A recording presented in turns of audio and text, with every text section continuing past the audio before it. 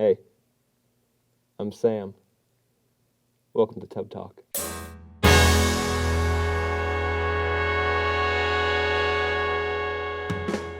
Hey guys, welcome back to Tub Talk, the show where I like to go in depth on things that I love or some other tub joke that you guys could probably flush out in the comments down below. That was Zach's joke, I stole that from him. Last week I promised 3 scary stories, but when I was reading them off, I wasn't reading them from text, I was doing them from memory, so they weren't very scary. So I only gave you guys one that I thought was okay, but now I'm going to make it up to you with one more scary story.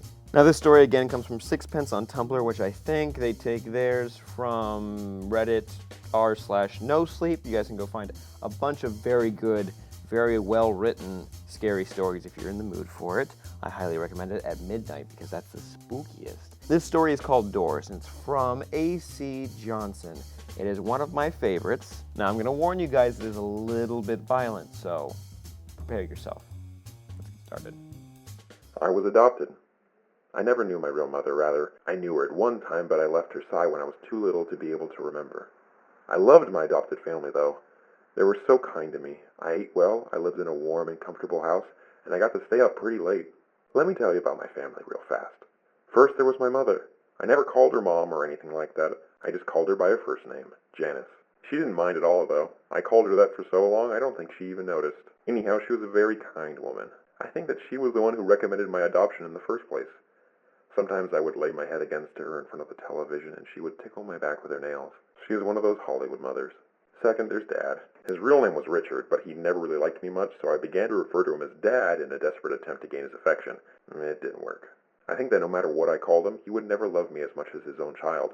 That's understandable, so I really didn't press the matter. The most notable attribute of Dad was his unmoving sternness. He was not afraid to pop his children when they did something wrong. I found that out before I could use the restroom properly. He didn't hesitate to spank me. Well, I'm in line, and it's because of his methods. Lastly is my sister. Little Emily was really young when I was adopted, so we were about the same age, but she was slightly older. I'd like to think of her as my little sister, though. We got along better than any sibling could possibly get along. We would always stay up late together and just talk. Well, she did a lot of the talking. I mostly just listened because I loved her. It was a great setup we had. We were short on bedrooms, so because I didn't want to sleep in the living room by myself when I was littler, I had a pallet set up for me next to her bed on the floor. This is where I've slept since.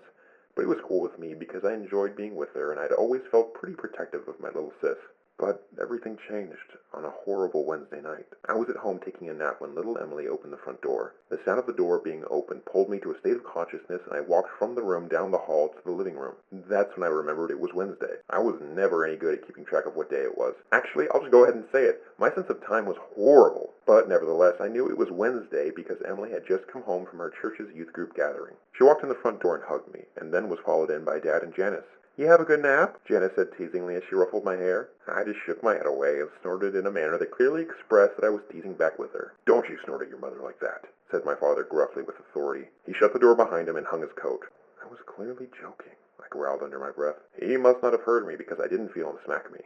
Emily then proceeded to her room and I followed. She started telling me about her day, usual teenage girl stuff, but I listened so that she would feel better. After her summary, she suggested watching TV, and I obliged and jumped onto the couch as she was going for the remote. The TV turned on and we watched it together until the sun went down.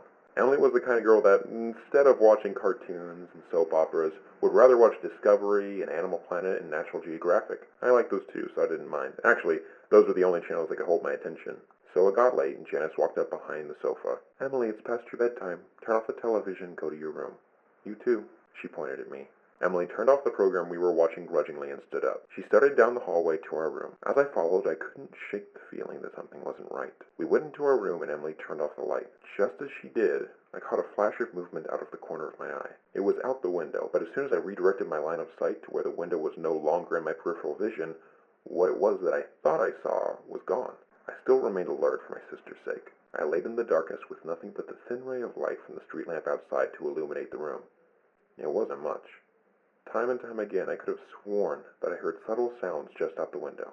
A twig break, leaves crunching, clothes jostling, and all the while I could smell a faint stench of sweat and blood. I kept my eyes open most of the night. The sounds outside subsided and the smell left my nose. I began to feel at ease. My eyelids closed. Not long after that, I heard a very loud crash on the other side of the house. I was up in an instant. "There's someone in the house!" I barked with extreme adrenaline coursing through me. "Wake up!" I shrilly pleaded with Emily. She did, and as soon as I saw her sit up, I ran to my parents' room. Dad was dead. His neck was splayed open and gaping as blood spilled out of it, off the bed and onto the floor.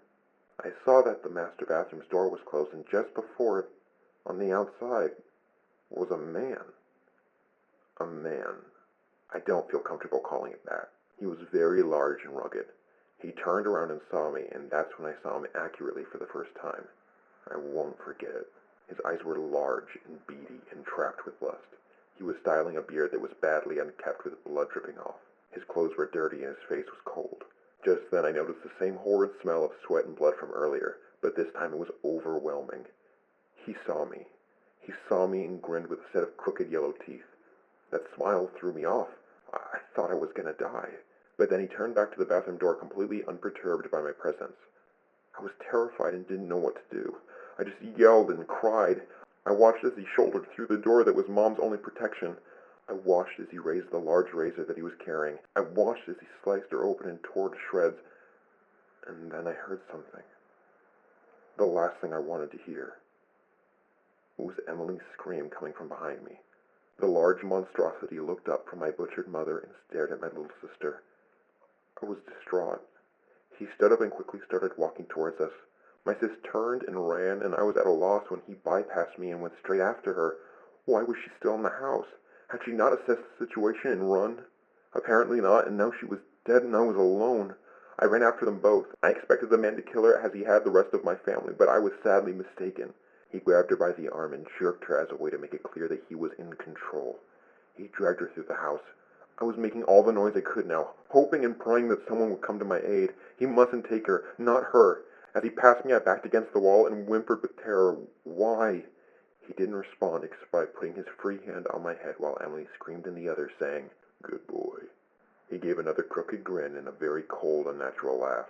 I followed him to the door where he dragged my helpless sister after him. He opened it, pulled her out, and slammed it shut behind him. I am now sitting in the house with my mutilated adopted parents, shivering and whimpering with dismay. He's out there with her, doing who knows what to her, and I can't do anything. I would if I could, but I can't. I would chase after them in a heartbeat, but I can't. I sit here, looking at the front door. I look down at my paws. If only I could open doors. That's it. That's sad and depressing and scary. And when I read it the first time, I was a little confused. I thought it was a werewolf boy, but after reading it a second time, I'm like, oh, don't worry, I'm just a dipshit. Anyways, that's it for Tub Talk. Good thing we ended on a happy note. I'm Sam Bashor. If you guys want me to talk about anything else, send me your topics, questions, whatever, using the hashtag Tub Talk on social media. I'm going to go watch some cartoons because I'm not feeling too good after that story. But I hope you guys enjoyed, and I'll see you next time. I'm going to break the tub. I'm going to do the same exit as last time.